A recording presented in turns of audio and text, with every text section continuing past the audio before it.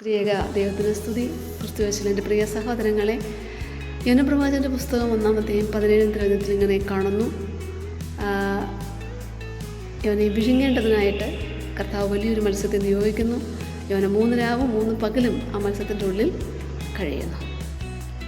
ദൈവം യോനയെ നിയോഗിച്ചത് നിനിവേയിലെ ജനങ്ങളോട് അവരുടെ അതിക്രമങ്ങളെക്കുറിച്ച് തിന്മകളെക്കുറിച്ച് ഉത്ബോധിപ്പിക്കുവാനും അവർക്ക് വരാൻ പോകുന്ന ശിക്ഷയെക്കുറിച്ച് അറിയിക്കാനും അവരെ യഥാർത്ഥമായ അനുതാപത്തിലേക്ക് നയിക്കുവാനും വേണ്ടിയായിരുന്നു. തൻ്റെ നിയോഗം മറന്നിട്ടാണ് യോന തർശീസിലേക്ക് കപ്പൽ കയറുന്നു. ഇടയ്ക്ക് വെച്ച് കപ്പൽ കടൽക്ഷോഭത്തിൽ പെടുന്നു. കപ്പൽ മുങ്ങുമെന്നായപ്പോൾ കപ്പലിലുണ്ടായിരുന്ന ഈ ആളുകൾ കിടന്നുറങ്ങുന്ന യോനയെ വിളിച്ച് കാര്യങ്ങൾ ആരായുകയും യോനയുടെ നിർദ്ദേശപ്രകാരം യോനയെ കടലിലേക്ക് എറിഞ്ഞു. കടലിലേക്ക് എറിഞ്ഞ അതേ നിമിഷം തന്നെ ദൈവം ഒരുക്കി നിർത്തിയിരിക്കുന്ന ഈ വലിയ മത്സ്യം യോനയെ വിഴുങ്ങുകയും 3 ദിവസം കഴിഞ്ഞ് കടൽക്കരയിൽ ഛർദ്ദിക്കുകയും ചെയ്തു. ഈ 3 ദിവസം കൊണ്ട് യോന തൻ്റെ യഥാർത്ഥമായ നിയോഗം തിരിച്ചറിഞ്ഞ് ഉടനെ തന്നെ നിനിവേയിലേക്ക് ചെന്ന് ദൈവം ഏൽപ്പിച്ച നിയോഗം പൂർത്തിയാക്കുകയാണ്.